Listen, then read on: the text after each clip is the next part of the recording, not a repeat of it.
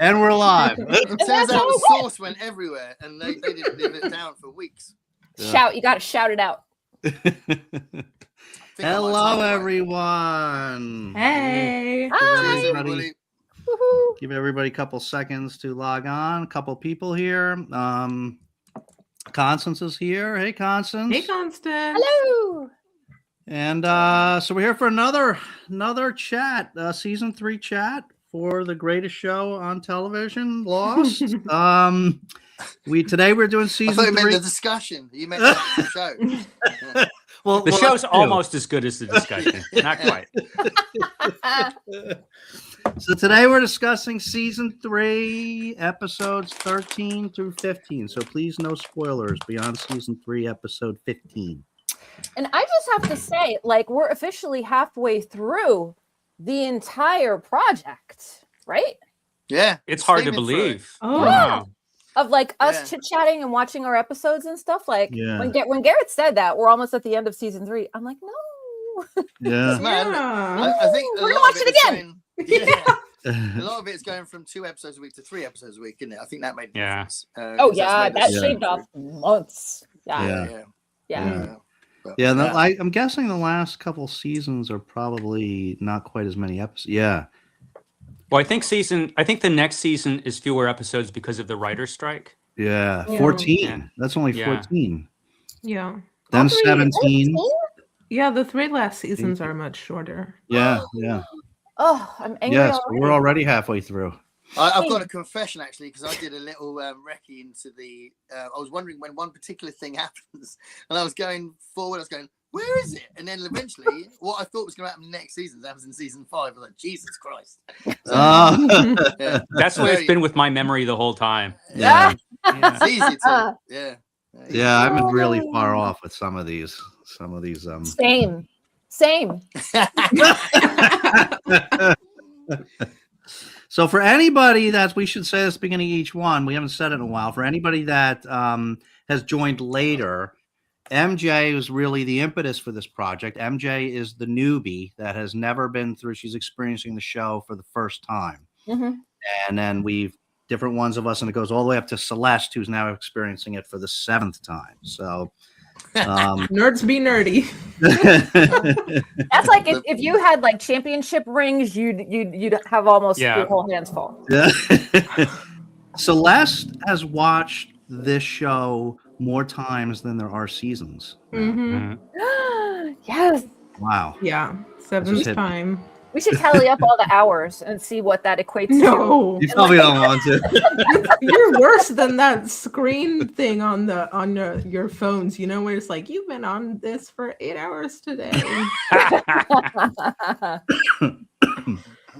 Okay, so real quick before we get started, last week Michael wasn't able to join us last week, and we reviewed Trisha Tanaka is Dead, which was a Hugo-centric episode.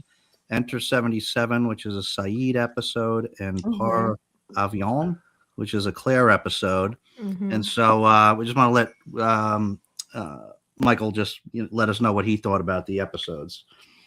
Those episodes were awesome. Or at least 2 out of 3 of them were.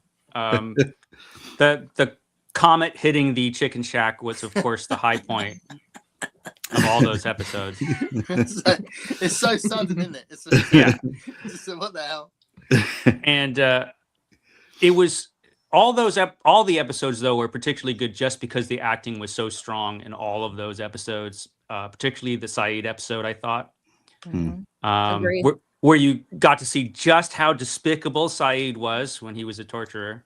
Yeah. They didn't pull any punches with that, which I appreciate, It makes his character more interesting. I thought the Claire episode was the least interesting, although she did a great job in the episode. I just thought that the whole, Hawk the Slayer being her dad was... We already knew that because they pretty much spoiled it when he visited that Australian woman, I thought. Yeah. Who just looked suspiciously like Claire. But I remember watching it for the first time and thinking, oh, I know what's going on here. And so it was zero surprise when he showed up in the hospital room to me. Also, Claire looks better goth. I like that look. Yes. Yeah. Yeah, Agreed. very good. Agreed. Very good Agreed. look for her. But otherwise, the episode, not quite the best. Yeah. I think we Yeah. all said that. Yeah. We didn't address the goth thing though, so I'm glad he brought that up. Yeah. No, we talked about it a little. Did we? Yeah. Oh, okay. The girls talked about it. For Yeah. once, this show gets the hair in a flashback right. Yeah. Locks is still on point, and That's true. Locke's he's got slowly the fading money. hair is Mm-hmm. that's how Yeah. you could tell when the flashback takes place. You know how Yes. little hair he has. Yeah, I think Jack's dad being her dad is a bit like when we were kids. We used to take the piss out of Return of the Jedi, going, "And you're my sister, and Yoda's my dad," and all that. It felt a little bit like that, Yeah. Console's discussion is more consistently engaging. She's talking about us, right? Yeah, I comparing it hope to the show. Diane made it to alive. Hi, Hey. Diane. Hey, Diane. She's about goth Claire. Yeah, we'll get to it later, but there is a moment in these 3 episodes where I think they also didn't need to connect something that they connected. So we'll get there later. But I think sometimes they try. I know who it is. I know who okay. it is. Okay. I know who it is. Mm. I think I know who it is. I think it would have been just as good an episode without connecting the Yeah, and dots. both have bad wigs on. I don't know, maybe. Yeah. There's some wig moments. So yeah, could be. The wig budget. So, any last thoughts on those, Michael, before we get into today? No, let's get right into these episodes. Okay. Yeah. All right, so we got episode 13, The Man from Tallahassee. Yeah. The wild one. This is the one we've been waiting for you to see, It's a MJ. big one. Okay. Yeah, this is the big one. Yeah. So what is so I mean, okay, should we just go through all Yeah. the points and stuff like that? Okay, so the Okay. first thing that I wrote down is Locke's wig budget is incredible. And then so we're picking up where that episode left off, where everyone sees the kumbaya and the fun happening over at the others camp. Mm-hmm. And Rousseau just takes a look at it and she's like, I'm out. And she makes an Irish exit. She's just like, I'm out, people. Like, I'm done. And then Saeed pauses to look at Kate when she sees Jack and Juliet. Yeah. Like, deliberately turns to look at her. And I said, he's making a mental note right there. Mm. Yeah, everyone knows there's a relationship between Kate and Jack. Everyone knows that in the group, so they know that she'll be. Yeah. Well, you'd have to be blind not to notice. Yeah. Mm-hmm.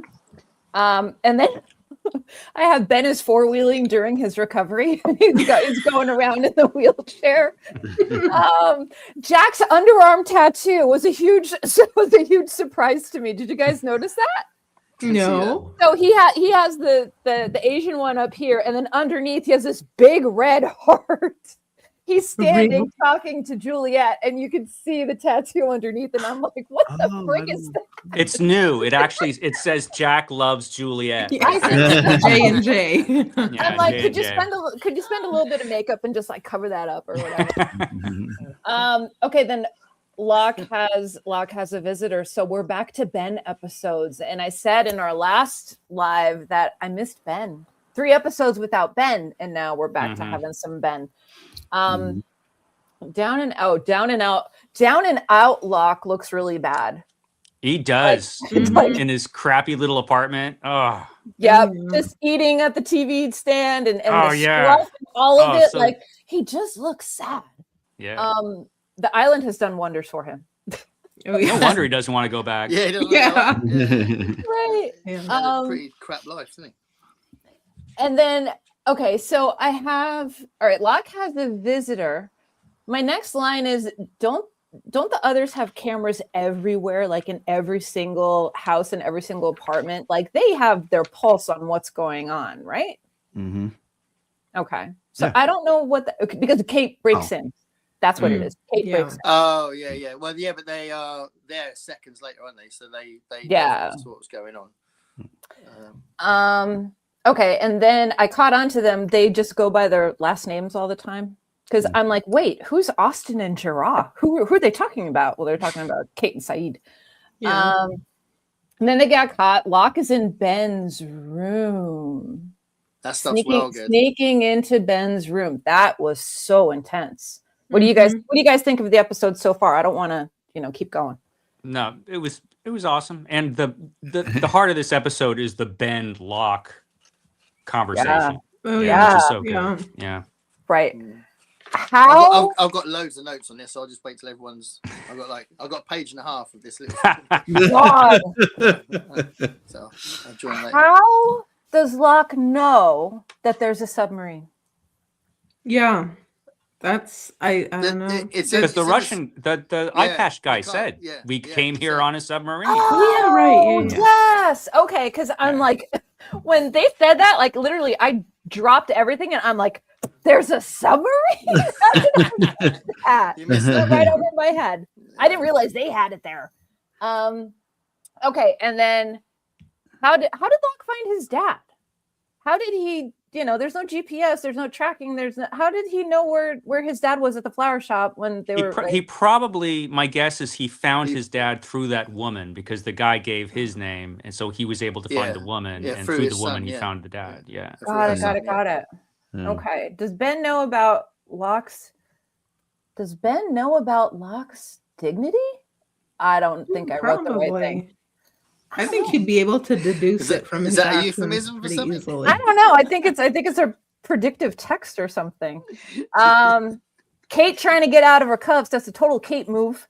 Jack visits. Juliet makes it weird. Jack says he will come back for Kate. Yeah, she like comes in and she's like, hey Jack, and he's like, I'm talking to Kate. Like, I'll be with you in a minute. Locke and Ben with the leftovers. I love that moment. Yeah. Sorry, I ate all the dark meat. Yeah. Yeah. I wrote that down. Yeah. It was so civilized and so violent at the same time. Yes. Just Ben and Locke. And then Locke with the smackdown. You've been here 80 days, John. I've been here my whole life. Why do you think I don't understand this island? Because you're in a wheelchair and I'm not. Yeah. Mic drop. Mic Yeah. drop on that one. But that comes up later in a really good way as well, doesn't it? He repeats it back in a really cool way. Yeah. So yeah, that's just a great line. That's a great line. And then I'm thinking to myself, why wouldn't there be a submarine? Because there's a hatch on the submarine, and there's a hatch with all the hatches. Like, I know we get to see Locke go in a hatch again. I know, that's what I said. Okay, that's how it happened. Locke's back. Okay, and then we get to the part where we find out what happened. 8 man, yeah. 8 stories. That is such a massive part of all television I've ever seen. That moment when you literally you're like you gasp so loudly when it's so fast. Took Constance's breath away. Yeah. I think it did everyone who watched it the first time. That's true for you, MJ, as well, right? Yeah. I mean, we were all waiting for it, but even then, you're like, I can't believe the way they did that. It's incredible, so dramatic and so brilliant. Well, when you first watch it, it seems out of nowhere, and it's so well edited. How he rushes them, and then boom, he's flying out the window, and how he goes down. It's great. Yeah, just so well done. Yeah, it's phenomenal. And there's all that mystery up to that point about how did this happen, and then it reveals it in such a brutal way. You're just like, oh my god, right? Amazing. Yeah, I did not forecast that. There was no foreshadowing, nothing. And then I'm like, oh my god, it's like a Russian move, pushing people out the windows, out the balconies.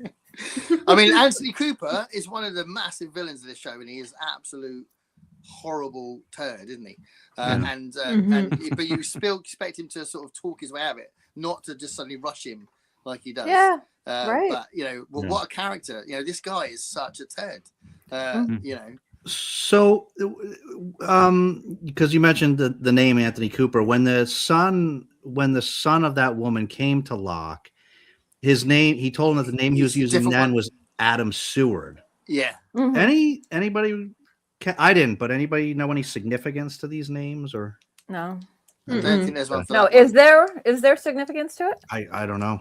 I Oh, don't think so. mm-mm. Okay. Yeah. He it did tell him though that I noted that he was a retired computer engineer, which was interesting since Locke ends up Oh, running the computer. okay. Yeah. And then is this the episode where we have the reveal at the end Of what?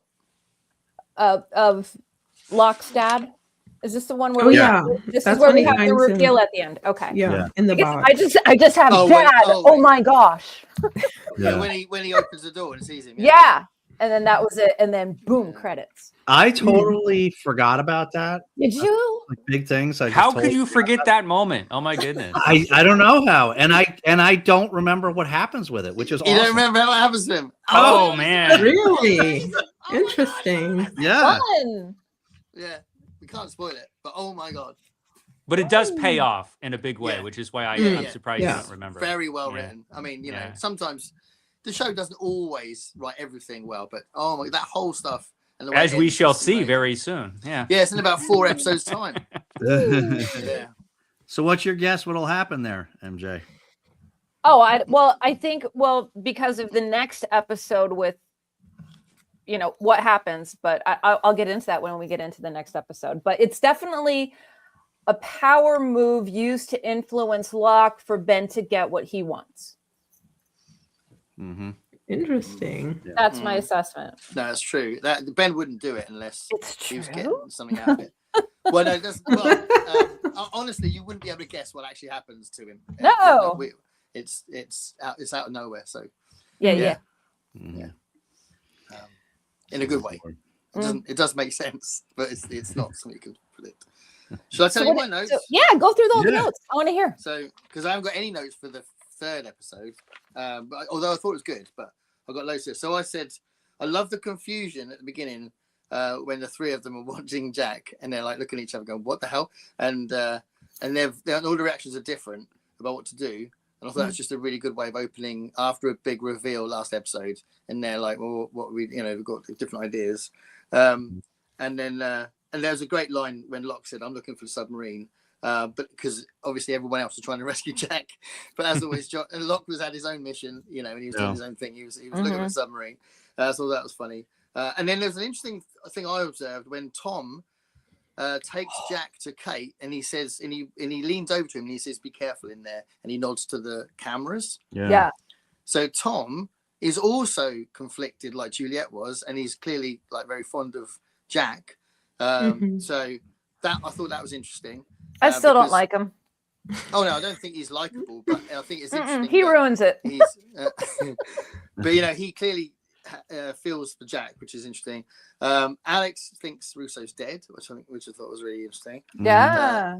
She thinks her mum died, or she's been told her mum died. Right. And I agreed with Mike here. I said the Ben and Locke scenes were brilliant. Really, really good scenes, well written. Russo seeing Alex was awesome. She just the cat just cuts, like the camera moves to her. She's hiding and she's crying. Yeah. That's brilliant. Very subtle. Really, really good. The last look that Jack gives Ben. Oh yeah, when he's about to, what he thinks he's about to go onto that key and get into the submarine and leave home, and he looks back at him, and the look back is almost like, "We've got unfinished business. I still don't trust you. We'll see what happens," kind of thing. I like that. It's like Jack is fully aware that he's not out with the picture yet, so he hasn't left the island yet. So he's looking back at Ben as if to go, what's your next move? So I thought that was a really good look, that he gave. And then I wrote, there it is, Locke's fall. As a sudden, brutal, shocking, and halfway through season 3. I didn't know when it was going to occur. And I was thinking, is this going to be like one of the big kind of reveals, maybe towards the end of the season? But it was there, so no one was expecting it. I put Terry O'Quinn's acting is so good because he goes from really powerful to powerless, and he's like he can do really confident and really despairing in the same episode. I think he's so good as John Locke. Yeah. Also, something that doesn't necessarily mean a lot until you watch more, but I said it's the first time Richard Alpert has been with Ben. So far he's only been in the. That's right. This is the first time they've been in the same room. Yeah. Okay. So he becomes a big character, but at the moment we only know him as the person that persuaded Juliet to go on the island, and now he's in the room with Ben. So I thought that was weird. So Richard appeared, and Ben is trying to get on Locke's good side, knowing that he might need him later because he knows there's something about the island that likes Locke that doesn't like Ben. So yes, he feels which makes him very jealous, and jealousy will just continue. Yeah. So phenomenal stuff. Absolutely phenomenal. Seward's, it's a reference to Seward's Folly. Alaska. Huh? What's that? Is that a town? That's Sounds like an event or something. That's when the U.S. acquired Alaska. Oh. I think one of the writers just knew somebody named Seward. Yeah. Samir's Richard always wearing eyeliner. No, he always looks like he's wearing eyeliner. Yeah, That's true. He has amazing lashes. He's got an odd face. Yeah. You know, as you're speaking, I'm kind of looking at my notes, and I realize you really don't think the same things when you've seen it 6 times. And that's okay. Okay, so you know how in the beginning of the episode, Kate, Locke, and Saeed come up with a plan of like, okay, we'll wait till sundown and sneak into Jack's room. I really just wrote, what did Kate, Locke, and Saeed do to kill time until it got dark? Because they're just sitting there. Okay, anyway. Right. I did some more drawings. Yay! Kind of cool. All right, we have Locke falling into his wheelchair. Oh, it's dark, sorry. And the submarine exploding. Awesome. Yeah, and then oh, and I remember thinking oh yes, pre-wheelchair Locke is such a lackey boy vis-a-vis telling his dad personal information about the sun. Yeah, that's like it just shows his different mentality, but it's just like, you know, this guy conned you out of a kidney, you know, he's a bad guy plus, and you're coming to him like, you know, this guy is close to you, scheming and scamming against you, but I don't know, it's just there's a big difference between Island Locke and pre-Island Locke, I guess. Yeah, there is. Yeah. And then I also wrote when Locke, so when we talked about when Locke made that remark about like, oh, you're in a wheelchair and I'm not. And I'm here thinking, yeah, but you've only been here for 80 days. But also Ben might have been saying that to someone else like earlier in his life, like, you're in a wheelchair and I'm not. So I know more about this island than you know? So it's like, you're still faced with a lifetime of island knowledge. So hold your horses there a little, you know. That's what I was thinking. But that line might have been for us as much as it was for characters, because we start getting a different load of stuff about the island from now on. You know? Because in my head, being the first time viewer, I'm thinking Locke's a chosen one. Locke's like, there's some reason why Locke is able to heal. There's, you know, and Sun is a chosen one too, because, you know, perhaps the island helped her get pregnant. Like, you know, there's just certain people, I think, benefit from the island more than others, from my perspective at this point in the series. Right. Yeah. Yeah, that's true. It does. You do see the benefit. You're starting to see the benefits, like mental benefits of being on the island too, like of being able to move past their previous life. Yeah, for sure. Except the ones that have died. Yeah, except the ones that have died. Yeah, they still come back. And no more jury duty for them. Locke does like blowing things up. That's for sure. He does like blowing. Who doesn't? Boom. It's fun. It is interesting, I thought, with Locke, that when in that flashback that he just, it's like he can't, it's so frustrating. Like he still wants something from Cooper, right? And he's still like why doesn't he just finally just get him in trouble? You know, Yeah. Because Dad, he but goes to him and he says, And "Stop move doing on. this, Yeah. or I'm gonna get you in trouble." You know, Yeah. and that's he real, though. still It's real. needs. That's It's real. like it's like a hierarchy of needs. Locke's Yeah. needs haven't been met since Mhm. birth, and he's But it's- trying to like scrounge to get something Yeah, because there's always some hope. Like, why does he keep appearing in my life? There's got to be a reason, you know. It's Yeah. a father-son thing. You know, Yeah. it's abandonment. It's real. Yeah. Yeah. Maslow's hierarchy of needs. There you go. Yeah, that's Maslow, that's what it's called. But you see it too when he's kind of joking with him and he's like, "Oh, you didn't invite me to your wedding." But honestly, in that moment, I was like, I know he's being sarcastic, but There's a piece of him that I don't wants think he to was be- being sarcastic. Yeah. Yeah. Mm-hmm. Yeah. no, Yep. Yeah, because he lost Helen, so now his bio dad is all he's got left. Yeah. no. Just when he thought his life couldn't get any worse, he's thrown out a window. Yeah. Yep. And he lives to remember it. And he lives through it. Yeah. Wow. He's got a very chirpy nurse, and he going, "Don't hear any of this. Get on that wheelchair." Yeah. Yeah. Mm-hmm. Yeah. I don't want to hear about what you can't do. I thought that was a good line. Yes, Oh, that's what I wrote. so That's what I good. wrote. Is that where his "Don't tell me what I can or can't do" originated from? Mhm. I think so. Probably. Yeah. Yeah. Well, he would have got to a point where he's going out, wanting to go to the outback after loads of physiotherapy and loads of determination, and he would have put himself in more of a can-do mental state, wouldn't he? At that point, Yeah. when he's saying that. Didn't he actually say it to the travel agent? Yeah, Don't yeah. tell me. Yeah. Yeah, he said it to the travel Yeah. agent when they were making the arrangements. Yeah. Yeah. So that's like a raw moment for Locke that he keeps tapping into, and I think that was the origin story. Mm-hmm. Yeah. Good He's- stuff. He said it was 4 years, right? That he was in a wheelchair for. Yeah, Am I that's what the remembering that original. correctly? Yeah. Because that was mentioned before. Because Yeah. don't know if you remember the guy who wrote the episode with the numbers in it. He said he'd drawn the numbers from previous episodes, and the 4 was from the 4 years thing. Right. Yeah. Yeah. Okay. Okay. Just checking. Yeah. Because he should have been annihilated.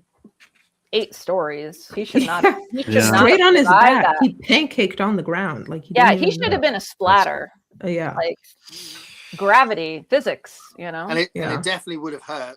Like Mike, On said, did it impact. hurt? Yeah. He would have been gone on impact. Yeah. Yeah. He's Did a it hurt? chosen one. Yeah, it did. It did. All right, shall we move on to everybody's favorite Everybody's episode? favorite episide? Expose. I've actually got quite a lot of notes actually. I've got Yeah. The first thing that I wrote is WTF am I watching? Where's my show at? Yeah, I mean, there's two issues of discussion with this episode. I think is one is what we thought of the episode itself, but also Mhm. why did they do it? Yeah. You know, And what was Lando Calrissian makes a guest star. yeah, appearance. I'm like, what? I'm like- as himself. As himself, yeah. As himself, Yeah. because she says, "So great to work with you, Billy D," didn't she? Yeah. Yes. Yeah. I'm like, what am I watching? And then I have Lando in big letters. Well, my first notes I wrote, because I've got others, but I'll just quickly say that I wrote Lost taking a break. Taking a breather, question mark. Lost taking a breather. As if they wanted us to take ourselves out of the plot for a minute and watch something silly because they wanted to put a marker in it or something, Mhm. So it does feel very, very different, but also, like you said, Dave, it could be for a reason. It might be that they wanted to just change the narrative for a minute, just to give you a palate cleanser before they do the the last sort of home stretch to the end of the season. Yeah. Yeah. I will say this episode wasn't as bad the second time I watched it. I agree. Yeah. Yeah. I remember watching the first time and just being like, what the? But this time, maybe walking in, just remembering it just being awful, I was able to appreciate the non-awfulness that occasionally showed up here. Yeah. Well, it was like a really weird recap as well, because they kept doing refilmed scenes from previous episodes. Yeah. And like from They were their like, perspective. let's pretend these two were always here by Yes! retroactively fitting them into Yeah. past And scenes. I'm watching this and I'm like, is that a green screen? Like, are they Yeah. taking the past footage and just inserting them in here? Yeah. It's like they hired George Lucas specifically for this episode. But some of it was like really like obviously silly, like when they went to the hatch and they opened it up and she went, there's no reason to go down there. And it's quite a funny line she says, like what they're looking for wouldn't have gone through the hatch. Mm-hmm. But it's also really stupid that they would have like opened the hatch and gone, nah. It's just like that's such a big plot point for us. When they discovered it. And you know all these different things. There's a much worse thing as well when he's listening to them, to Ben and Juliet plotting, and then he doesn't tell anyone. And it's Right. that's just stupid, you know, because this major stuff that's happening to the people that are leading his camp, and he's going to go off and just go, yeah, I won't tell anyone, you know. And that's really silly. So there are moments like that really do make it a bad episode, but there are some things that are fun, you know. Also, if you need to get rid of evidence, there are better ways to do it than putting it in the toilet of a hatch. Yeah. Yeah. But For yeah, sure. I still thought this was a better episode than the Phuket episode. Yeah. Yeah, I would agree. Yeah, I would say yeah. Yeah. Just I'd as far as agree. pure entertainment, it probably is. I'm not exactly sure it's a better episode or better written or anything like that. It was just weird, like the occasional flashbacks. Like there was this one flashback where Jack's about to give the speech, and they put Hurley in a different place than where he was standing when Jack was giving the speech. Suddenly he's like 10 feet away and next to Paulo or whatever. Right. And so things like that was like, this is clearly refilmed. Refilmed and edited, and it's just. It was interesting. Good eye though, for like, detail, it was, though. Sorry, go ahead. I was just saying Michael's got a good eye for detail for remembering where Hurley was or that's 3 seasons ago. Well, it was easy because they showed a scene from the previous episode where Hurley's standing next to Jack, and suddenly in the next scene he's not next to Jack anymore. He's over here. I mean, they did a lot of that in this episode, and it seemed pretty clear that when they made this episode, by this point, the showrunners knew that these two characters were really, really unpopular, and it was time to get rid of them, and they decided to get rid of him in this way. Yeah, the spider bites. Spider bites that would make them buried alive because everybody hated them so much. They thought this would be fitting. It was very sort of US soap opera thing, wasn't it, with suddenly opening her eyes just as the dance going on. It was just very melodramatic, wasn't it? Well, Nikki opened her eyes. Paulo didn't, right? Yeah, Nikki opened her eyes. Yeah, at the end. Yeah. I think go on, Dave. No, go ahead. No, you first. I was just going to say, it was pretty interesting because I feel like we've only seen them for a few episodes now. And it was kind of,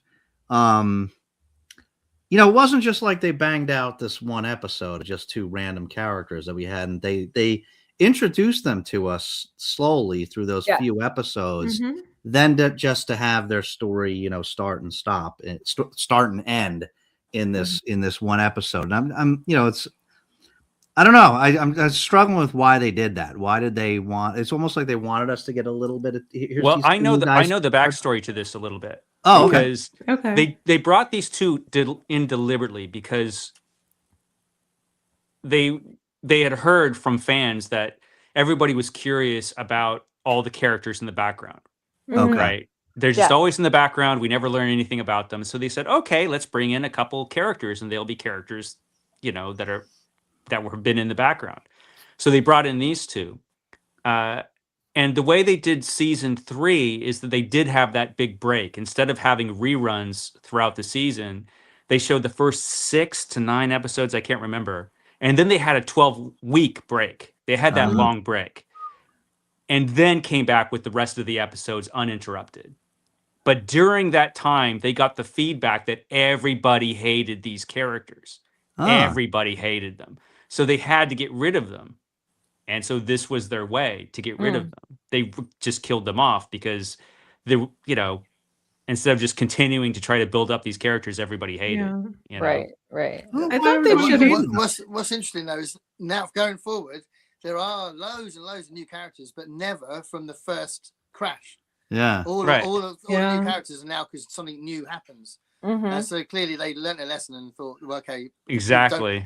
People don't actually want any more new characters from the previous story. They want new characters from That's new what I'm saying.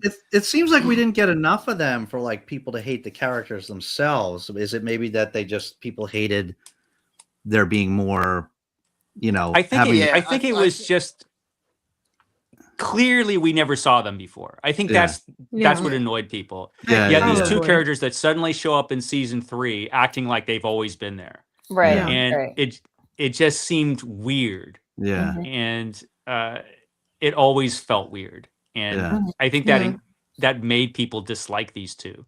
Yeah. Like, who are you guys just suddenly showing up in my show? Taller, streaky Keanu Reeves. It was a little awkward though, but I don't think there are that many characters actually that we met and instantly liked. It was always some type of character building to us warming up to them. Yeah, no, that's true. Yeah, that's true. Yeah, I don't know. I will agree. It is a bit awkward that they were introduced 3 seasons in after, And after 3 seasons, like as a viewer, the cast is locked in, even though the others are still popping in and we're seeing new faces and stuff. But the original side of our plane that crashed, we're locked in. We bought into all their backstories. Yeah. We're personally invested in their relationships. We feel bad when bad things happen. And now we've got 2 new faces that we have to get to know. Yeah, we want to learn more about there was, I don't know if you guys remember, there was pushback with the teacher Arts as well. When he was brought into the show, there were people going, "Who the hell is this?" So they blow him up. People didn't want it. But do you know what I mean? People didn't want more people from the original Crash. They didn't want it, even though they might have moaned about not knowing everyone. They didn't really want it because then when it did happen, they moaned about it. Because I don't think they made that many mistakes with Nikki and Paolo. I think there are some dodgy things about the episode that we just watched, but before that, I don't think there's anything wrong with what they're doing. And the reason why this episode's got some dodgy bits in it is because they realized it was going to be their send off, and they just did some stupid decisions to make it more of a dramatic episode. Do you know what I mean? But if they just kept them bubbling away in the background and not killing them off, I don't think anyone would have minded it really in the end.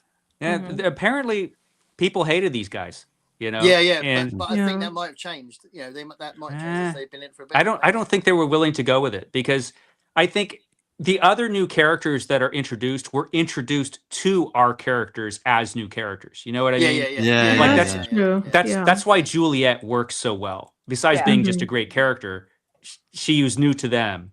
Yeah. They had to learn to know Juliet. It's like our friend circle is closed. Like, you're not bringing any new people in here. This is it. Like, no. Well, it's still now some of my favorite characters aren't in it yet. And we're more than halfway through the series. But they are new events. They're new things that happen to the main characters. So hey, and how about the special effects when they showed the diamonds? Ooh, they made them glisten a little extra harder. Did you notice that? I didn't notice that.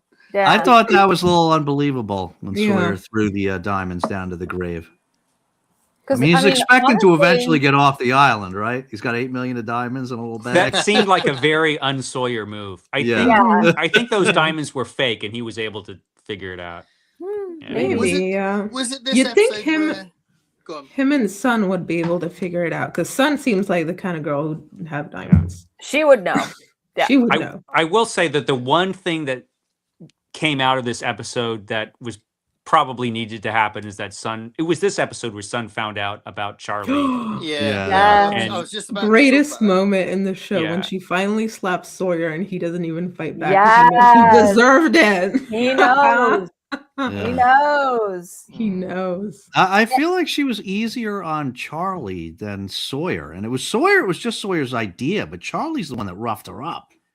But I think right, but it goes back Mm. to the idea. It's because of the idea that it happened. Or I think more than that, I think it's consistent with the dynamics of the characters. I don't think Charlie's seen as a leading character. He's someone on the island, but Sawyer, she would blame Sawyer for having the sort of the power to the agency to make it to do it or not. Whereas Charlie, I don't think he's respected like that. So Right. I don't think she'd blame him in the same way because he's just Charlie. And he was she just taken still- advantage of, manipulated. Yeah. Charlie was also dealing with drug withdrawal, so I think she could recognize that maybe he really wasn't able to, she walked off hurt more than angry, didn't she? Yeah. Oh, yeah. And she's holding a grudge, as we see in the episode after this. She's not forgetting. Well, why would you really? I mean, I think she knows she can unleash Jin at any time. Yeah. She's like, cross me one last time, buddy. And can we just have a moment of silence for the reintroduction of Shannon and Boone? And how bad show up, it had to be this one. How bad their wigs were. I mean, Shannon had a wig on too. Like, come on. So I was struck. I thought it was pretty interesting when they saw Shannon Boone in the airport. Yeah. And Nikki says, and Nikki says, "Promise me we'll never be like that." You know what I mean? So they recognized Shannon and Boone as a romantic couple in the airport. Yeah, that's it. But also looking at, because that could be foreshadowing the fact that they eventually die. But also there was a great line right at the beginning where Nikki says, "Oh, I'm just a guest star." And you know what happens to guest stars? Exactly. That was brilliant. That was literally them going, "Well, they're going to survive this episode." They've been very self-aware about these two for a couple episodes now, which is why Sawyer is always like, "Who the hell are you?" Whenever he sees her. Wow. You just really hit me with that, Garrett. That was totally intentional with the the death. They're foreshadowing both of those pairs' deaths. I literally grinned. I thought it was a great line. You know what happens to guest stars, because they'd only been in a few episodes, and obviously watching it again, we know it's their last episode. But I think even just watching it first time, you go, that's a reference to the fact they're not major characters, So that was good, and it fitted with the story as well, because obviously he's trying to say, "Oh, you should have a bigger part in this," and she's like, "Oh, I'm just a guest star."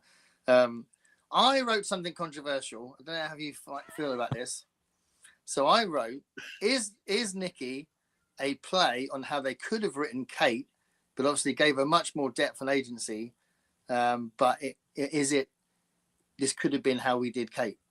Well, if Kate was evil, because Nikki, she's a criminal, genuinely, in that she's, clearly, not a good person at all, Whereas Kate, she's a criminal also, but she's not like evil in that way. No, she's a fully rounded character. But that's what I mean. If they'd have simplified the show and said, right, we're gonna have archetypes. We're not gonna have full characters. We're gonna have like a sexy criminal. We're gonna have like a serious doctor. We're gonna have a sexy hunky man. Do you know what I mean? If they're gonna just do that and make it more sensational, which they could have done if they had done it like that, then is Nikki a little hint as to what Kate could have been? That's what I was wondering. Do you know what I mean? As I was watching this, I was thinking, that's interesting, because that actress could have played Kate. And then I was thinking, if was Kate the actress that plays Kate now, she could have played that kind of character as well if they'd written it like that. Well, thank goodness it didn't go that way. Would Paulo have an equivalent as well? Would Paulo be Sawyer? Well, yeah, maybe, yeah. I mean, I was kind of struck by the Nikki Kate thing, but yeah, maybe. I mean, you know what I was struck by? How many criminals are on this show and how many cons are going on? That's what I was struck by.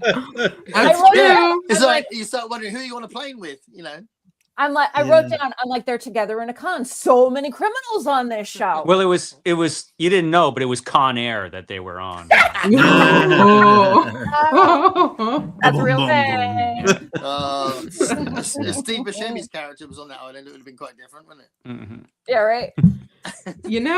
Now that we're talking about it, I think maybe a reason why people didn't really like Nikki and Paolo is because they do really feel like Shannon and Boone, with the girl being just this super shallow, selfish person, and the guy being like kind of shallow and selfish, but starting to want to be his independent self and like a little bit more emotionally, developed, I guess. I don't know. One big difference between Nikki and Shannon, though, is Shannon was really, really, really whiny, and Nikki was more sort of dominant once she was ordering him about. Oh, yeah, that's true. Yeah, as the flashback on the beach happened and they had to show Shannon screaming in trauma. Yeah, oh gosh. And they actually had Nikki like walking in front of her or whatever. Yeah, just looking for Paolo like, oh, you're alive? Where are the diamonds? Where's the case at? Maybe I'm a little alone in this, but I actually found the Nikki, both of them on the island. I mean, what they did to each other on the island was by accident, right? That they didn't mean to well, they didn't kill each other, right? The other guys killed them at the end of the day, but they didn't really mean to. They weren't trying to kill each other. They were just, like she just felt betrayed by him, so she was trying to now. But I actually found them, and Nikki in particular, to be the island Nikki, to be somewhat likable. I thought like they were bad in non-island life because they killed that guy. But Sawyer conned people and killed somebody too. Kate killed somebody too. You know what I mean? They all did bad things before him. Well, but they changed. Well, Dave, you're right. You are alone in this, I think. Yeah, I mean, she was. He was. I thought they really. They really cared about the each other, and that, especially that scene on the beach, when he hadn't told her about the diamonds yet, and he said, "Let me go get you breakfast." Well, and he said, "Maybe it's a good thing." I think he cared about her. I think she just wanted the diamonds, and she was using him. I don't know when she. On her face when he said, let me go get us some breakfast after he told her that, and he walked off. You could see it really meant something to her, and that she felt good about that. But also, I think this episode changes their relationship loads, because up to this point, she is like much more loving and it's much more of a normal relationship. Because I don't know if you remember, but the last few episodes before this, she was just saying things like, "Oh, come on, you keep saying you want to be more involved, so let's get involved with this." And it was more like them, like it was kind of a bit of meta writing where they were saying that they knew that the audience were like, "Who are these people? They've never been in it before." And the characters are saying, "Well, we've never really been involved in the missions yet, so let's get involved." Yeah. And Nikki was the one that was saying to Paolo, "Come on, let's do this." So it was more of a kinship than a like them having a go at each other. So it's only this episode where they started really like pretending possibly that there was this antagonism between them, because it was quite a nice positive relationship before that. I think it wasn't until she realized that he betrayed her here, or at least she justifiably thought that he betrayed her, that she realized he had found the diamonds, that she started getting I think a little bit nasty. 3 seconds later. Yeah, I think Paulo is just a stepping stone for Nikki. I think that he was a pawn for her, because if I'm on an island and I want to get rid of someone, unless I have a biology degree or an insectology degree, am I going to know that a Medusa spider is going to paralyze you for a little while and then you're going to wake up? She did her research.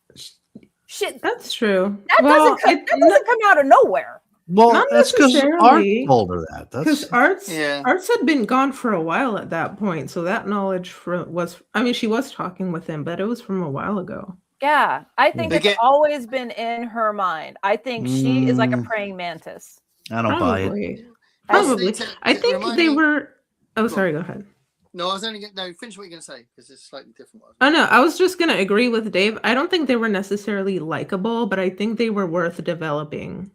Because they could have been interesting characters. Yeah. But I'm glad they're dead. Goodbye. Well, I'm glad you're happy. That storytelling technique, it's very well known. I think most people adhere to it. If you want to have someone shoot someone, there's got to be a gun in the previous scene. What's that called? Can't remember what it's called, but it's like a very common technique that everyone does.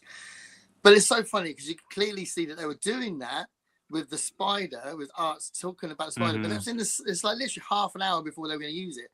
So really, I don't really, in a long running series, I don't think that rule is supposed to be done like that. It should have been 3 episodes ago that they talked about Medusa Spider. Do you know what I mean? So I thought that was a little bit silly and a bit contrived. So yeah, it was a really funny that you knew they were going, well, we need to do this because we're going to bring these spiders in later. But it's like, yeah, when you say later, it's like half an hour later. So I thought that was quite funny. You know, bit weak storytelling. Actually, the spider thing is one of the reasons one of the few things I really liked about this episode is that since season 1, episode 1, I'm just thinking, you're telling me you're on a deserted island in the middle of the Pacific and there are no bugs? Like, let's have a little bit of realism. No one has a sunburn. There are no bugs. I don't know. It's just balls and a polar bear. That's all you got. And smoke. Weird. Smoke and smoke, and smoke monster. Mm-hmm. And horses. There's and horses. cows. Cow. Is there any cat. birds? Have we seen And dead birds people yet? walking everywhere. There should be loads of birds. Is there any birds? Yes, there's the whole Claire bird thing. Yes. Seabirds. Oh, Yeah. Island's full of birds. That's it. Chekhov's rule. Yeah, there you go. So Constance just reminded me. That's what it was Chekhov that pointed it out. Yeah. Oh, right. Yeah. At some point is the key part of that, but maybe later, much later. It's a bit desperate if you do it just before you're going to actually use it. So Diane agrees that she was using him as a pawn. She kept looking at the spider in the tent. Yeah. Well, how long had, what is his name, Arnst? How long had it been since he blew up? It had to have been at least, a couple weeks or something at least. Yeah. She was probably feeding that spider the whole time to keep it alive just so she could use it on Paolo. Yeah, we had this whole show. She had it all planned out. Spiders. Whoa. Yeah. She's like, I'm going to have to kill this guy at some point. There's a lot of premeditation involved. Just saying. Let's remember that before resorting to the spider, she went to Sawyer for a gun. So she was ready to do it the simple way. Yeah. But it was just to get the diamonds from him, not to kill him. She wasn't trying to kill him, though. Dave, you'll believe anything. I don't think you walk away from being pointed a gun at by your girlfriend for diamonds. Yeah. She's a Black Widow.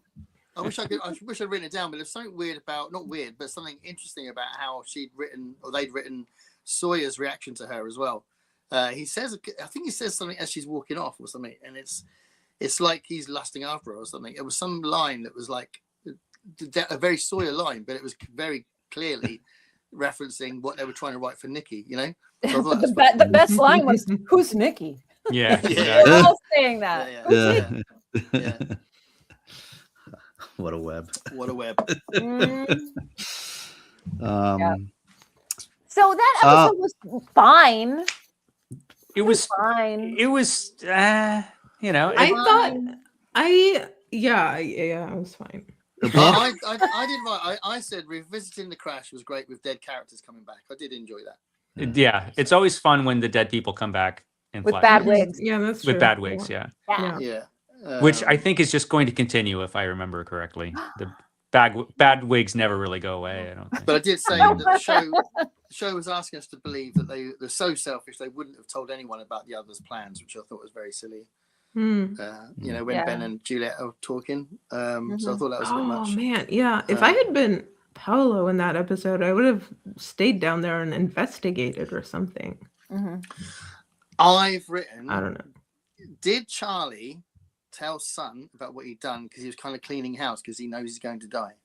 Could be. Yeah. Maybe. He wants to make amends so he doesn't come back as a ghost on the island. It just feels like he should tell her and he might not have long to tell her. Could be a bit like that. Yep. So he's like, if I die, I'm just going to be coming back for the next 2 seasons as a ghost with a bad wig. I don't want to. For sure. So the book Sawyer was reading in this episode okay, go on. Was Agatha Christie's Evil Under the Sun. Anybody read that? Ooh, no. I wonder if it's about stolen diamonds. Probably. I looked it up and I forgot already what it was about. But it was relevant. It was let me see. Is it the fact you've forgotten about it as relevant? Because we've forgotten about the episode as well. It was let's see. No, I didn't think the episode was that bad, to be honest. It wasn't as bad as I remember it being. No. It was different. I think the problem is there are some great episodes. That's the thing, innit? It was just ordinary. You know, Yeah. it's just like, oh, okay. And I think if the whole show was like that, then we wouldn't still be talking about it 20 years later. Right. Yeah, but True. it was all right. You It was there's lots I- of TV like that. And I mean, in some ways, I actually thought it, flowed better than the next episode, which for me was half bad. The next episode. Interesting. I didn't mind it. I think the Yeah. next episode might have been like my favorite. I'm not sure. Really? Really? Out of the three. Oh. Really, you liked it more than the man from Tallahassee? I would say equal par because there's a lot of good stuff that happens in the next episode. I mean, I agree. I think it was a good episode. Actually, I don't know what Mike's talking about, but I'm talking about. I'll tell you, since we're getting into it. I did not like the flashbacks because the flashback part of the episode, because I thought they were kind of useless. I thought it was. Kate flashbacks aren't always great anyway, but Kate's going back to her mom, and we've already been there. It's the same thing, yeah. It's the same thing. We've already seen it. It's nothing new, and I think that they brought back Fear the Walking Dead lady just because they liked her, and so let's bring her back. But this time she meets Kate. Yeah, I thought that was really stupid. Yeah, it just seemed forced. That should have been someone else. That should have been a different. That could have been another con artist. You know, I think those scenes where she helps her out. You know, when they first start talking, I thought that was a good scene, but it shouldn't have been her. I thought that was silly. Yeah. You know. Yeah. So I didn't. So that's not quite half the episode, but all the flashback scenes I thought were just a waste of time. I just didn't think much of them, and so. That's that part of the episode, whereas everything on the island was, decent to good. There's some good stuff happening on the island, but then we go back to lameness, Yeah. Wow. Wow. That is funny. That sound effect, you don't always want it, do you? You're like, you don't, not this episode. Goes, it's like, no, don't go back to the flashback. I think we're just getting to a point in the series where not just this episode, but overall, it seems like a lot of the flashbacks are more so building towards something that's going to happen later than what's being talked about in this episode specifically. But there has also been a few times we've said they're repetitive, that they are flashbacks that are on a theme that we've seen before. It was I think the format is getting tired now, I think. Yeah. I mean, it can get tired, but just think a couple episodes with the man from Tallahassee, those flashbacks were great. Everything worked in that episode, and those flashbacks were fantastic. So you didn't mind when you went back. But in this episode, it's just like, Yeah, but this one they were. I mean, this one they were. I thought they were hard analogizing again between the flashback and what she was doing on the island. Because they were both. We had already seen this story with her, but they were in both of these. She's helping people that don't need her help and don't want her help, and she just ends up hurting the people. You know what I mean? She did that. She kills her mother's husband because she's trying to help, but her mother didn't want that. And same thing with Jack. She ruined his chance to get out of there because he told her not to come back. She did for the second time. And then for the second time, because remember the first time is when they who was it, Jack and whatever the gang went running after Michael. Or no, they went Oh, to yeah. the others, and he told Kate, stay here, press the button. She goes, gets caught, ruins it. Yeah. So it's the second time. That's right. Yeah. That's right. Yeah. That's like her MO though. Do you know what I mean? Yeah, but then she's all like, oh, I'm so sorry, Jack. I'll never do it again. That's what she does. Like, ooh, there's a baby doll on the jungle floor. I'm gonna go pick it up, and now they're both in a tent. And she's like, I'm sorry, Jack. Like that's a part of her character flaw. Is that maybe she I has can't good intentions. I She's can't distracted around him. I can't blame Kate for this though. She was genuinely trying to rescue Jack. Yeah.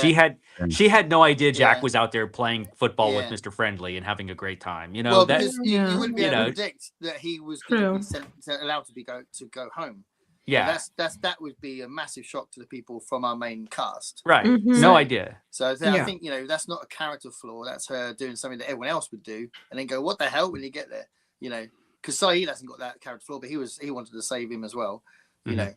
So I don't think it's a character flaw as such. I think they do that a couple of times. They've done it a couple of times to do a plot device, and they've used her a couple of times to do that.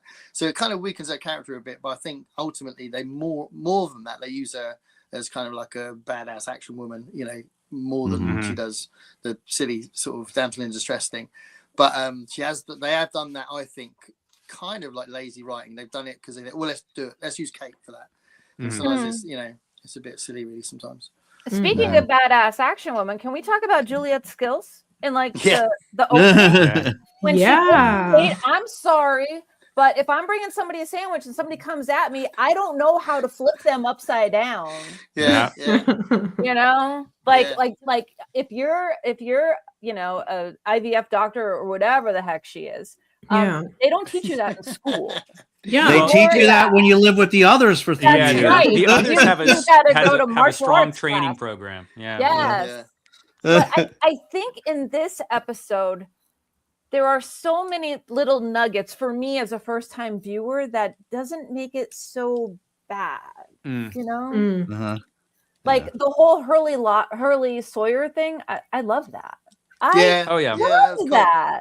You Yeah. know, Oh yeah, that was really cool. That was a cool plot line. Yeah. that's really good. And then how they incorporated Sawyer's old love mixed in with Kate, I thought that was interesting too.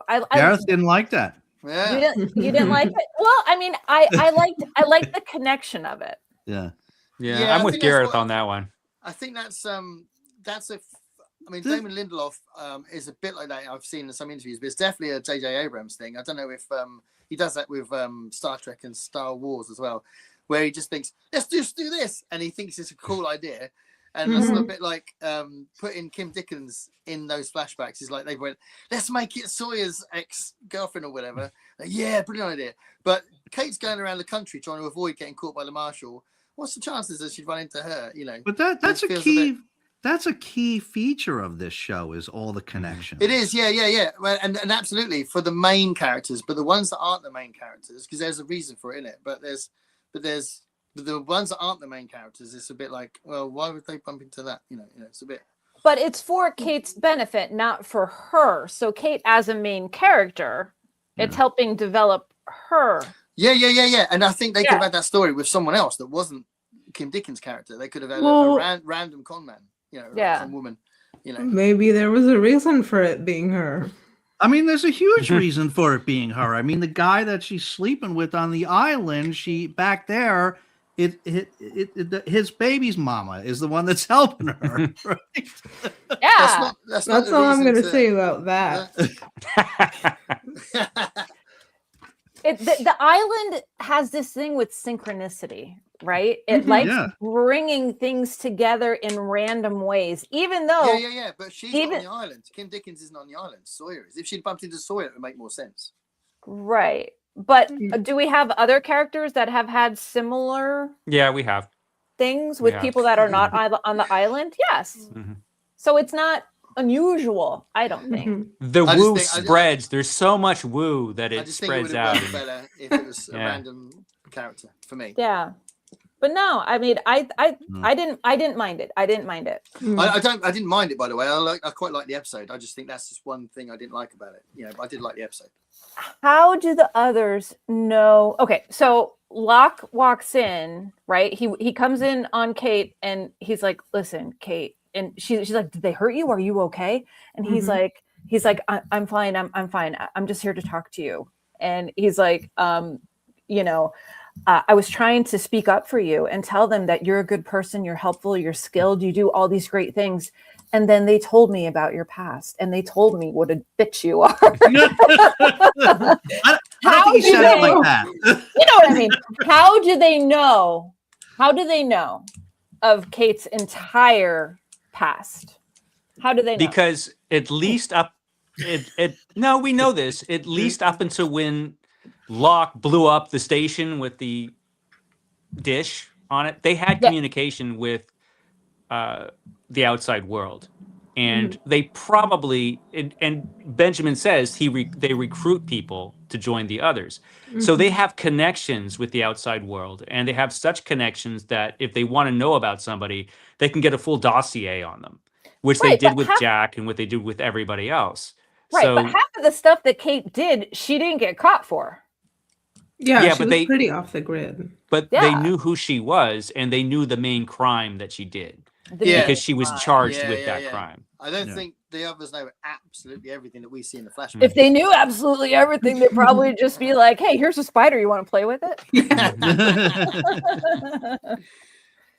Yeah, Oops. because they've got power as well. Because obviously, like not that long ago, Juliet said, "Well, it's not it's not even like if he was going to be run over by a bus," and then they arranged for him to be run over by a bus. They have they've got power. That's the best way of saying it. So it's not just information. So why did they all pack up? Because their location is no longer secure. Because as has been sort of, I think, revealed up to this point, our survivors are very, very dangerous to them, right? And I mean, think about all of the others that have been killed by our survivors. I mean, our guys have done a job on them. Even when they were on the way to supposedly save Walt, at least one or two others were shot during that encounter. And so now their location where they are is no longer secure. And so they have to worry about our guys, the plane guys, coming and attacking them. They're a lot more vulnerable than they used to seem like. Now we know that they are vulnerable. Especially as their main weapon that they've been using ever since this show's been started is theater and surprise and hiding stuff. That's all been that's their main thing that they do. So they can't do that if our main characters know where they are. But the call's coming from inside the house because Juliet did kill one of their own, so Kate could get away, right? So if they here's the other thing. Well, that's why they don't consider Juliet one of them anymore. Right. That's the script. No, they don't. MJ doesn't believe it. Yeah. That's the script. Always Because suspicious of Juliet. If they decide to gas the house, right? Kate gets gassed, Juliet gets gassed. They wake up in the jungle together. They're besties now. They got the matching bracelets on. Friendship bracelet. But Juliet has a key, and she doesn't tell Kate things. Like, To me, that's the other weakness of this episode, is that is a ridiculous plot. That's a hole.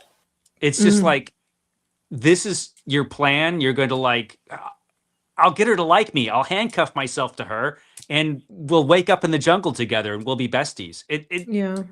It seems like a bad idea, and it doesn't seem like something that Juliet would come up with. Yeah. The other winning moment is Kate punching the shit out of Juliet. That was such a badass move. Yeah. Badass move. But then on the flip side, oh God, here comes a smoke monster, and Juliet does not know what this thing is. Yeah. Come on. You've She been doesn't there, know what you've been it there is. for a few years. You don't know. You don't know, but you know that these, gates that you have put up are supposed to prevent it. Come on. Yeah. I don't believe it. Nope. It's an anti-smoke monster gate. Everybody on the islands needs one of those. But Juliet's never experienced it before. They never heard like a kaiju walking around. Like the whole place rumbles. Very, very difficult for me to believe that. Also, for however long the pillars have been there, hasn't the smoke monster figured out it could go over it? Like Kate and Locke and everyone else did. Yeah. Yeah, that's a good point. It must be mentally deficient. Yeah. It must not have intelligence or something. One thing, sorry, I got cut out there. Yeah, that's a good but point. yeah, I was just thinking that one thing that really bothers me every time, or when the others are like, "Oh, we know who you are, Saijura, born on whenever," is just hasn't any of them thought of just saying, "No, you know of me, but you don't know who I am." Like you have paper information, you know my birthday, but like you don't know me. Yeah, I think it's so weird. You might do that, but I think you might also be pretty freaked out if someone told you that they knew all that information about you. So I think that requires an extra bit of confidence to go, yeah, but you don't really know me. Not apparently you're not on an Celeste, island so. with a monster and a polar bear and a thingy, and so for someone to just show up you've never met and say like, I know your dad's middle name, it's just like okay. And that's a perfect correlation to when Juliet was talking to Kate. How well do you know Jack? Yeah. Like, how well do you know him? I know his parents. I know what they did. I know where he lives. I know he's married, blah, blah, blah. Yeah, but Kate freaking knows him on like a human level. You know him on paper.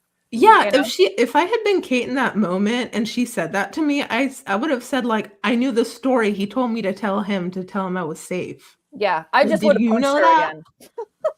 I would have punched her again and said, "Shut up, me too." But in the same conversation, Juliet tells Kate that Jack saw her and Sawyer together.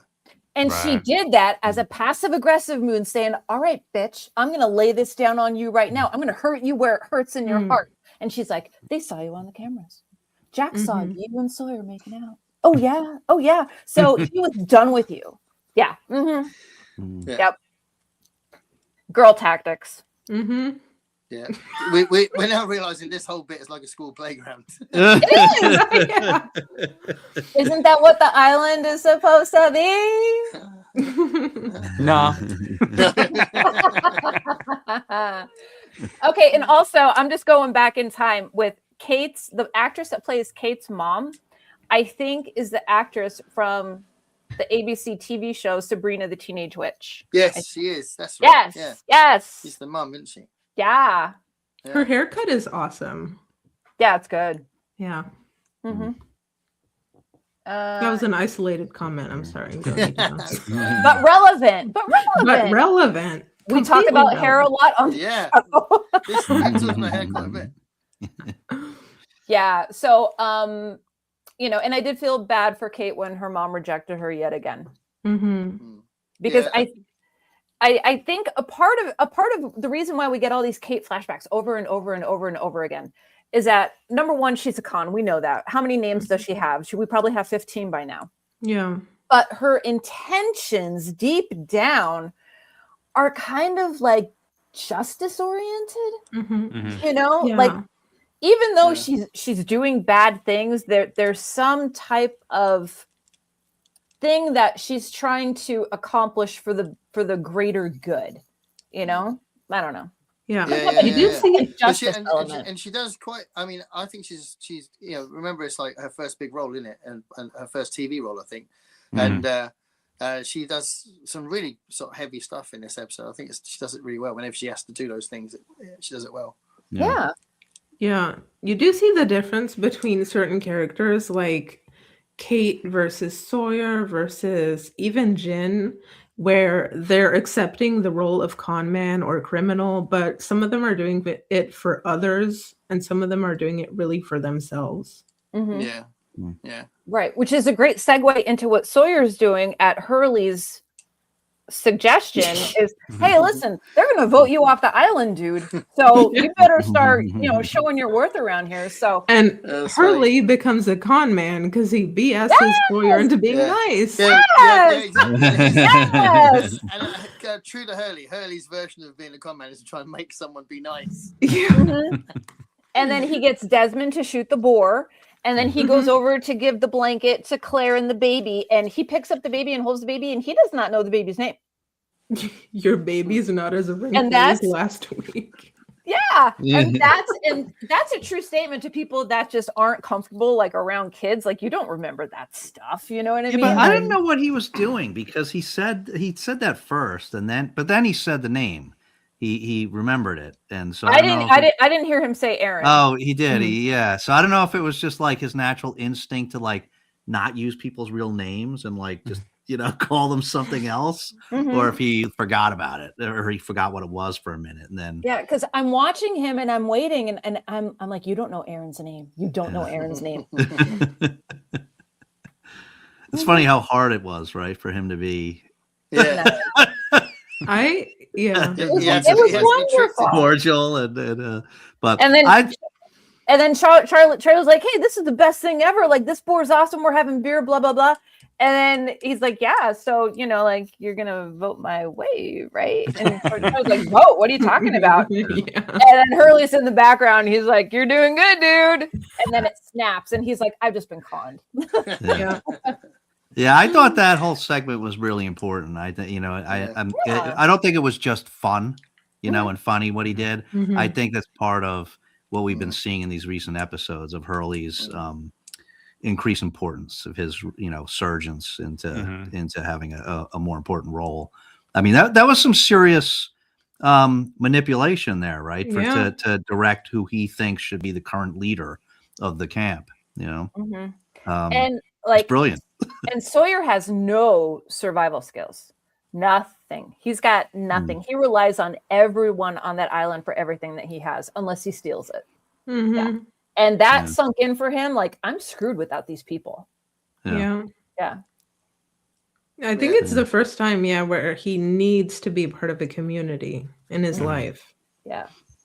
Also, I just thought of this while Dave was talking, but I'm wondering if the reason he is struggling to remember everyone's name is because as a con man, you probably never use your real name, never use your con man friends' names or whatever. So I genuinely think maybe it's really unnatural for him to use real people's names. That's a really good point. They'd give each other nicknames and Sure. You don't have to know somebody's real name if you're just going to call them a nickname, Yeah, if you're going to kill him tomorrow or,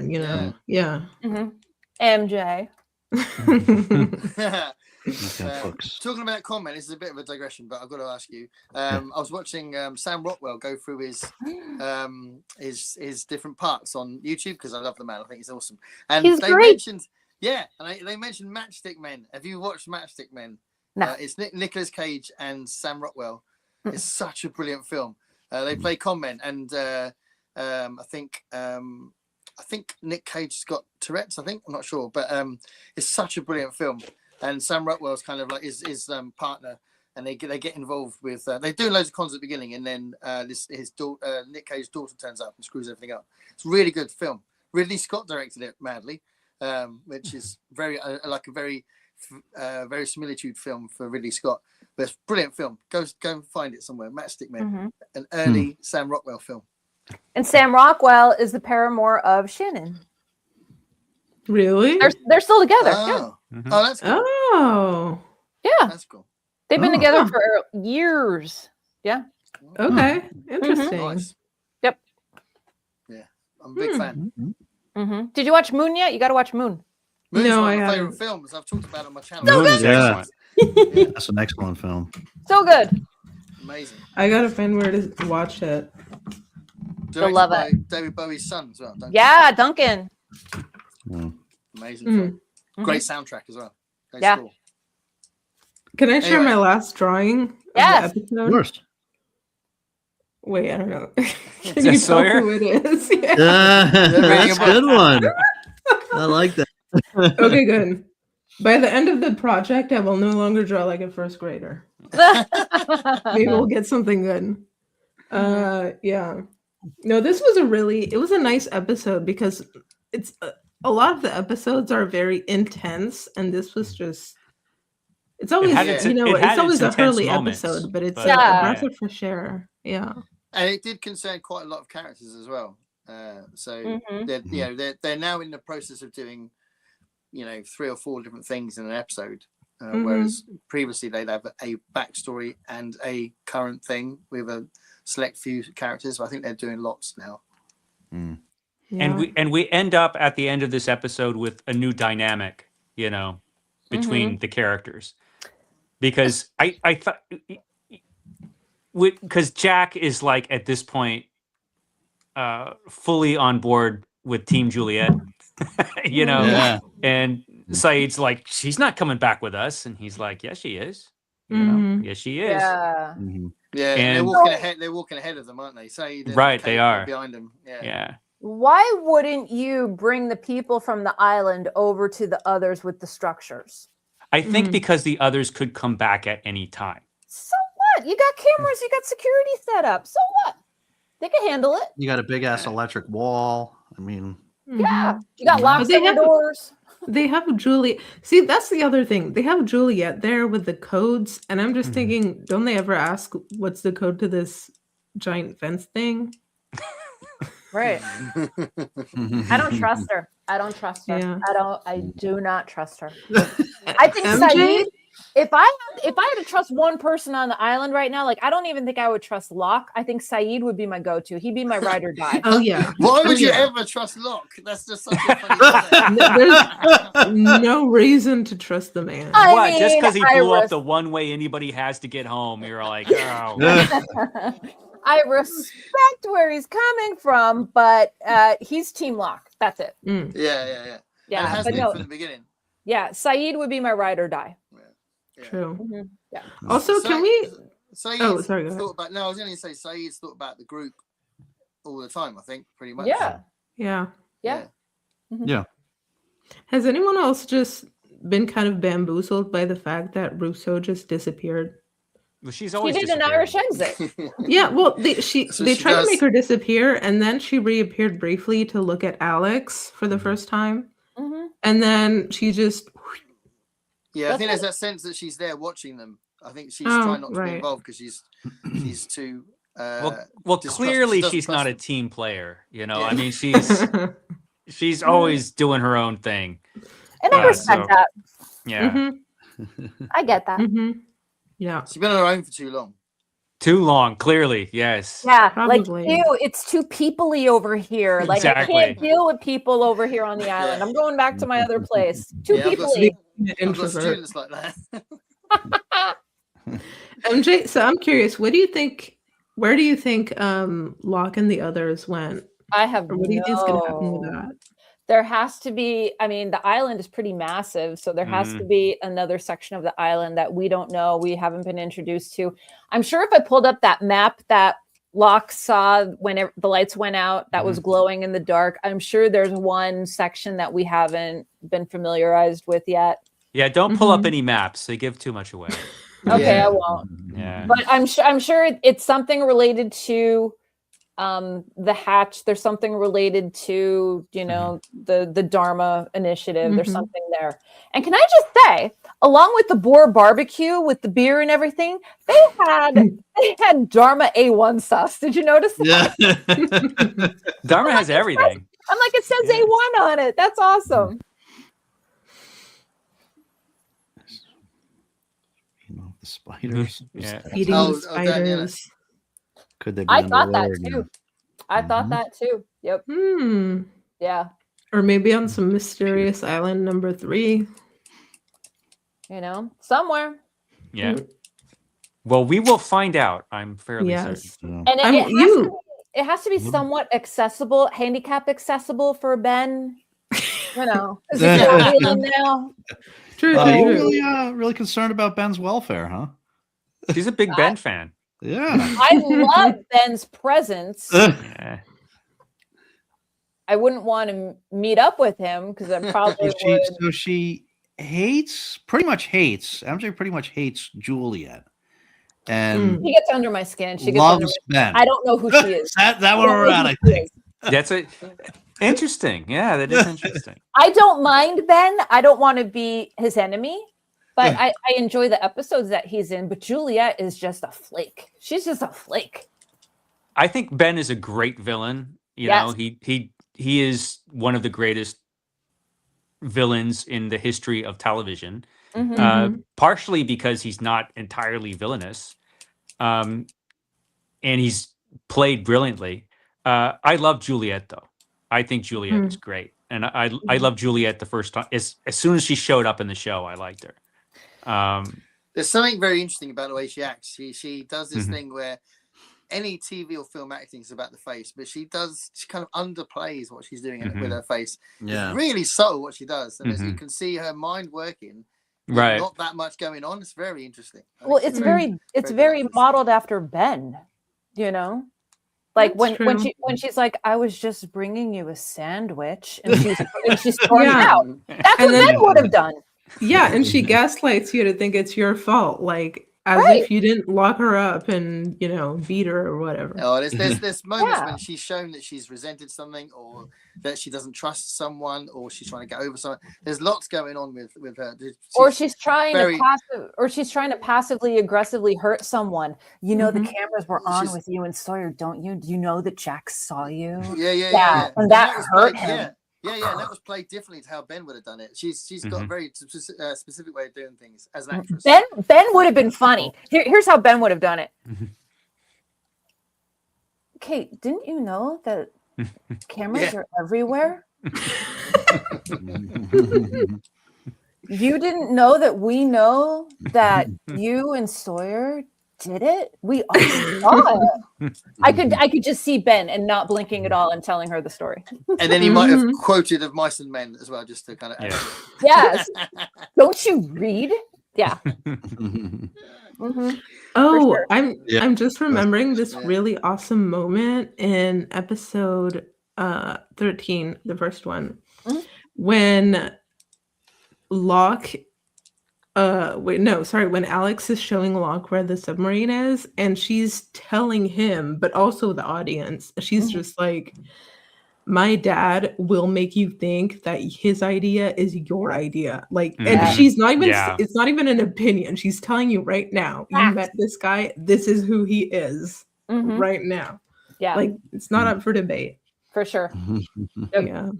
I thought that was a great storytelling. Alex is also unpredictable because she obviously helped them out when they were in the forest and they needed her help. But also, when Ben says she's not going to do anything for her because she hates me, and then Alex straight away, no, I'll do it.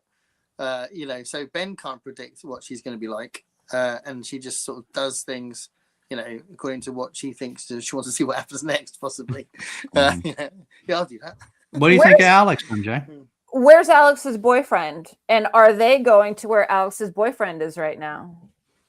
I don't know what happened to Alex's boyfriend. I can't remember. I can't remember what's happening. He's in it again, isn't he? But I can't remember what happened. Didn't he take the boat back to go to the other island with the cages?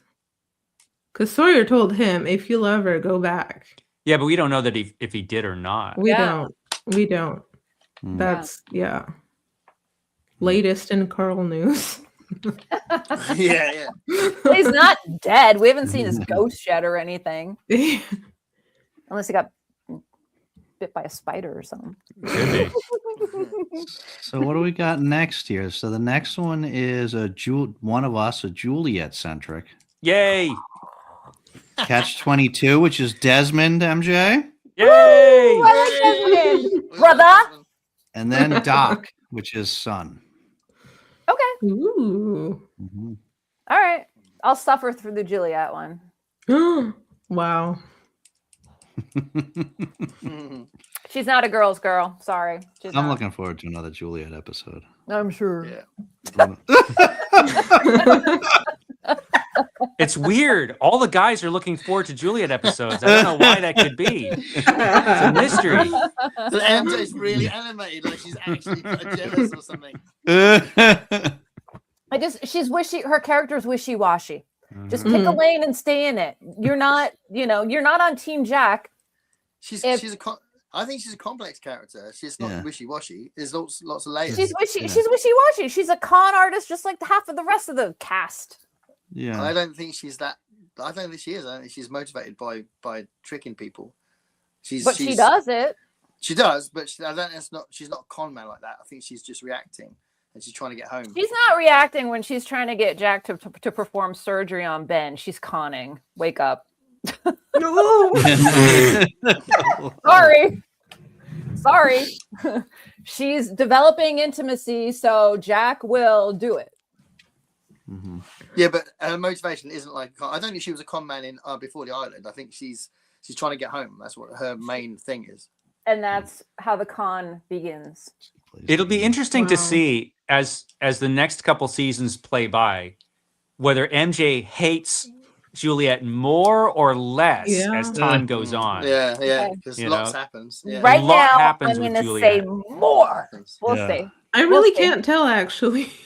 Yeah, that's a good question because we all know, we Yeah. all know. Yeah, we know what what- happens and where she's comes Yeah, from. and Does I MJ don't know wake if up? MJ's gonna like that or hate that. Yeah, I don't know. It could go either way. I'm sure you're going to hear about it either way. Let's grab our popcorn and find out. Yeah, Yeah. at least she's gonna have an opinion.